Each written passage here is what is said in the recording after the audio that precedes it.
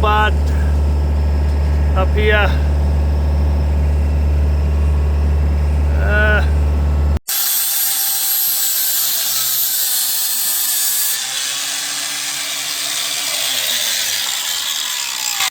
G'day, how are we doing today? Oh, just out here in the shed doing the jobs I don't like to do, but somebody's got to do them. This is what I want to talk to you about today, guys. Some jobs you don't like doing, got to be done. But there's also a way to play to your strength and let somebody else do your weaknesses. So you've got to find out what you're good at and try and work with those, and that'll move your business and the dial forward in your business so much easier than trying to struggle with the things that A, you don't like doing, B, that you're not real good at. One of the things I don't like doing is mechanics. My brain just for some reason doesn't work in that area. With things in the shed, you know, I can do them, don't really like doing them, but I'd rather have somebody else come and do them for me, definitely. But sometimes opportunities don't present themselves and we've just got to do what we've got to do.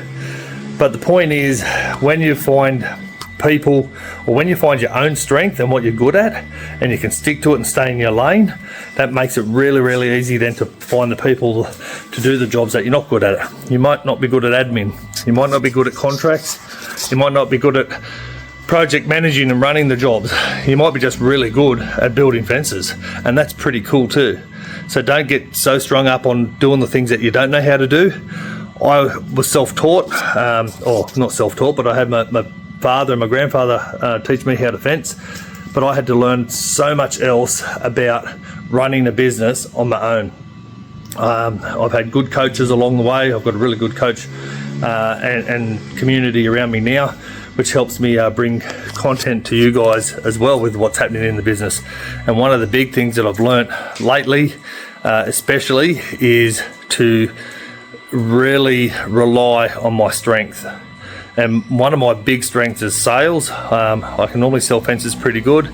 I don't get wrapped up in the whole sales and the commodity fencing where everything's just cheapest price. I don't operate that way, so that really doesn't tick my boat. But I'm also really good at project managing and running a job from start to finish, on time, on budget, without, you know, very, very few variations, if any, if we can get away with it. And that brings big dollars to the bank, big profit to our bottom line, to our margins. And I've got a really good team around me now that really can perform well. So that makes it even better. And I've learnt this year, you know, 30 years in business, I've learned to let them have their head and do their own thing, and me stay out of it a little bit and let them sort of do what they got to do.